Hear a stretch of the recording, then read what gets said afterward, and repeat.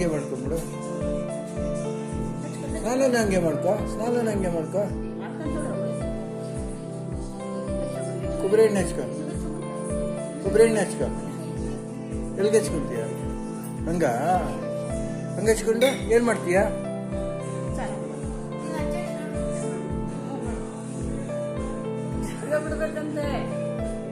ಕೊಬ್ಬರಿ ಎಣ್ಣೆ ಹಚ್ಕೊ.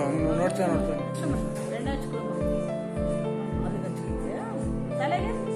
ತಲೆಗೆ ಹಿಂಗೆ ಹಚ್ಕೊಳ್ಳೋದು ಕೊಬ್ಬರಿ ಎಣ್ಣೆ.